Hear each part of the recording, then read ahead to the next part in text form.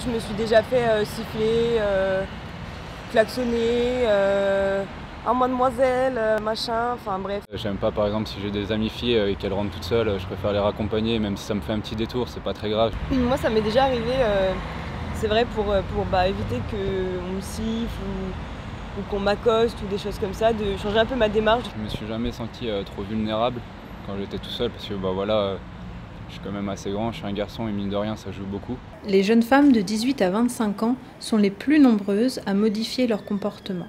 D'après les chercheurs, 46% d'entre elles évitent certains lieux ou modifient leur trajet. On appelle ça la géographie du genre.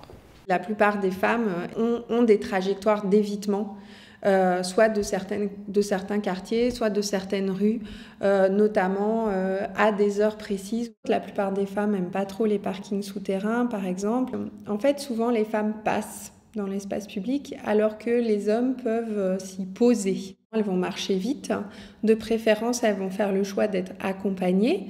Une situation expliquée en partie par leur âge. Moins véhiculés, les 18-25 ans utilisent plus souvent les transports en commun et la marche à pied.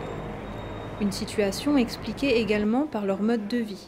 Plus présentes dans l'espace public, elles fréquentent davantage les lieux animés. C'est un des rares établissements où les jeunes peuvent se défouler, peuvent chanter, peuvent crier, sans qu'on le leur reproche, parce qu'au contraire, le but c'est ça.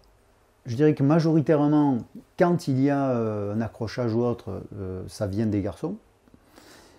Mais la première bagarre qu'on a eue au bar, toute première, le jour de l'ouverture, c'était à cause d'une femme.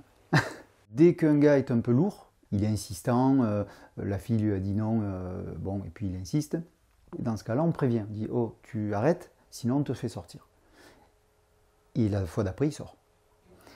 Quant aux clients qui ont de vrais comportements déplacés, du style main aux fesses, ceux-là, ils ne sont pas prévenus, ils sont tout de suite sortis, ils ne rentreront plus jamais. Une vigilance appréciée par les clientes. En France, 80% des victimes de harcèlement de rue le sont plus de 2 fois en un an. Pourtant, au contraire des idées reçues, ce sont les hommes qui sont le plus souvent victimes d'agressions physiques dans l'espace public.